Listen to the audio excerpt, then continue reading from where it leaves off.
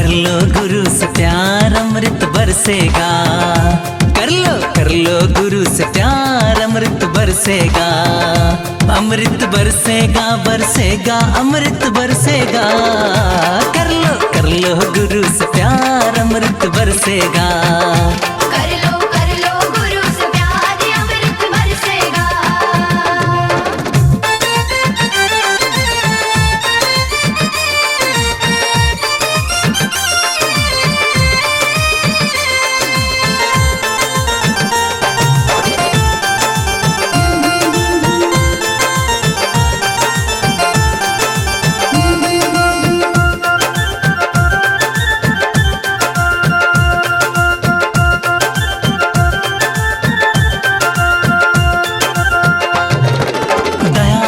हृदय में रखना, दीन दुखी की सेवा करना। दीन दुखी की सेवा करना, दीन दुखी की सेवा करना। दया धर्म हृदय में रखना, दीन दुखी की सेवा करना। करना बस उपकार अमृत बरसेगा। करना बस उपकार अमृत बरसेगा। कर लो गुरु से प्यार अमृत बरसेगा। कर लो गुरु से प्यार अमृत बरसेगा। कर लो गुरु से प्यार अमृत बरसेगा।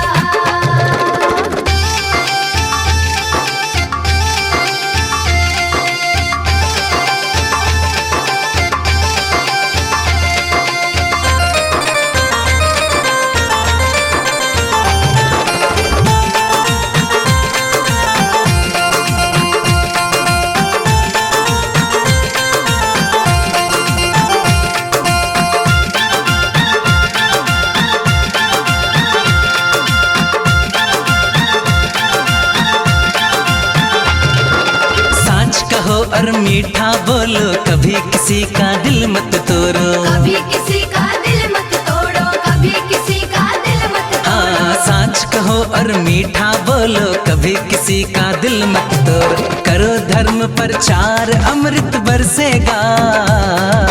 करो धर्म प्रचार अमृत बरसेगा।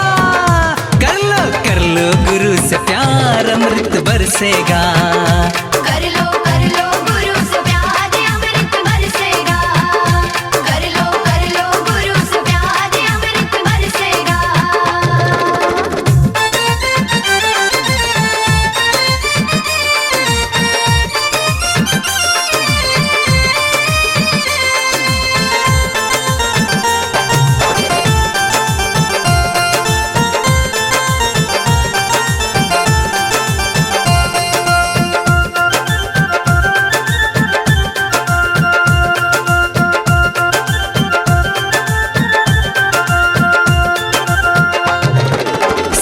गुरु से प्रीत लगाओ, चर्चा में कुछ समय बिताओ। चर्चा में कुछ समय बिताओ। चर्चा में कुछ समय बिताओ। शिव गुरु से प्रीत लगाओ, चर्चा में कुछ समय बिताओ। दिल से करो पुकार अमृत बरसेगा।